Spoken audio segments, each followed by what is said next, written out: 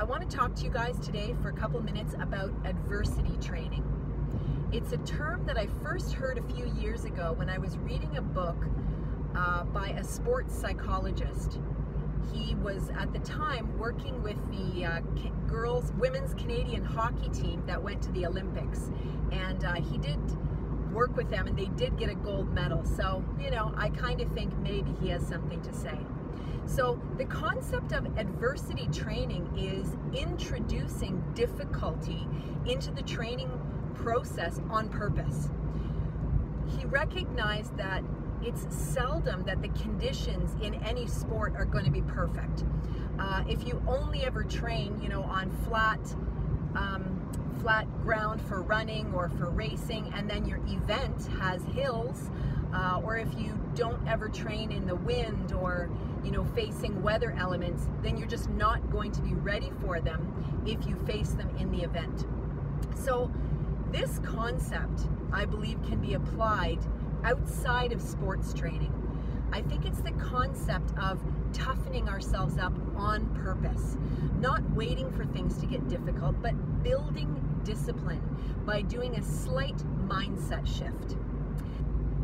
So several weeks ago, I read an article, and the author was talking about the fact that he had started this habit of getting up early on purpose, not because he has to, and not because he likes to. He admitted that he actually is a night owl. He's not a morning person. He hates early mornings, but he recognized that he wanted to do it because it's hard, and that by purposely doing something hard, he was showing himself what he's made of. So he starts the day and he's already kind of tackled a difficult thing, and it's showing improvements in other areas of his life because of this small, simple habit.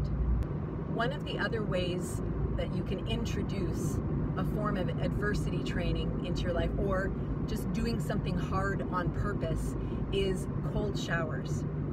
You may be aware that current research shows all sorts of health benefits from taking cold showers. But another advantage of it is just this concept that I'm talking about, this adversity training, where you introduce something difficult to toughen yourself up, to show yourself what you're made of and what you can do.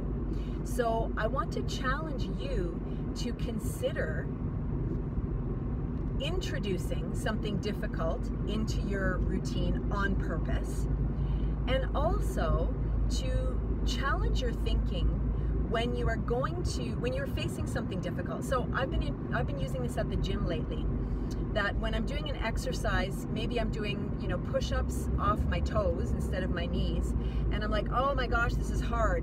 And in that moment when I say that, and I would normally drop to my knees, I say, hard is good. The fact that this is hard means it's challenging. I'm having to push myself.